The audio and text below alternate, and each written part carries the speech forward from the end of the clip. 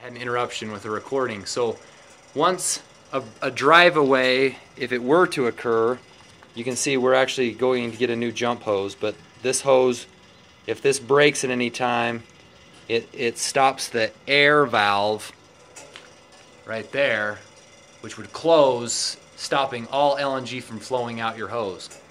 The hose goes from the breakaway coupling around with this protective coating, because I assume it's going to be drug through some dirt, and comes over to your JC Carter nozzle here, which is used to fuel the trucks. Once connected to a truck, you'd come back to your control panel, and this button here again would be green. You can depress that button, which would start your pump, and it would reset your totalizer and reset your flow rate, and those would start counting once you've initiated the pump. Once you hit this button, you'll hear the pump spool up, which is, the pump is just directly behind this in this little pump pod. You'll hear the pump spool up, and after a few seconds, this gauge over here would show a spike in pressure because the pump would be ready to dispense fuel. Could get up to about 150 psi, at which time this valve would open. At the very top you see the little white dots on the side.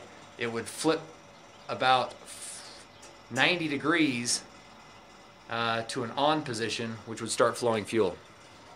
And it would continue to flow fuel until it sensed a low flow rate. When you're in auto dispense mode, it's designed to automatically stop fueling once it reaches a full capacity in the vehicle tank you're fueling.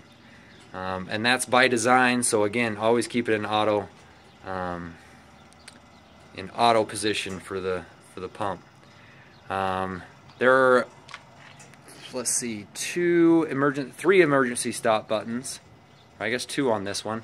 You got one here, which if depressed, everything shuts down, the generator shuts off, and all valves will close. This stop button here will only manually stop the pump from dispensing. If you're fueling and you just want to stop manually, you would stop with this button. This emergency stop would close the whole system down and again turn the generator off. The other one is located up here by the ladder,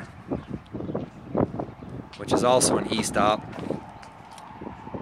which you could close, and to reset that when you twist it, and that we've seen that be pushed accidentally, and the generator will not start if any of those are tripped. Going back to the generator for a minute, you'll notice that the flow for the generator comes from the gas itself. I'll start back here. Inside you have this valve here, which is vapor sample. This has to be open to allow a little bit of LNG, or I guess vapor, off the LNG to come and go down this plumbing, comes out the cabinet through this regulator, and then you would open this valve, turn this to open, which would allow the gas to flow to the generator. And so the generator runs off the vapor in the tank itself.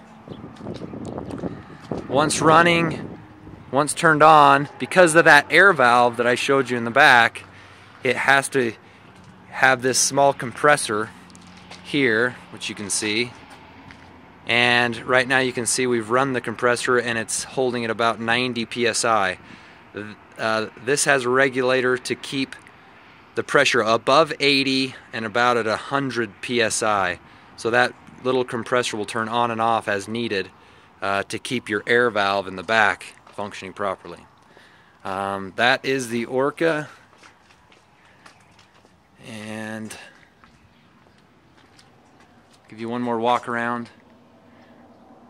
The compressor also will use or produce air to run this air nozzle, which is used to clean the receptacle on the vehicle tanks. And that is all.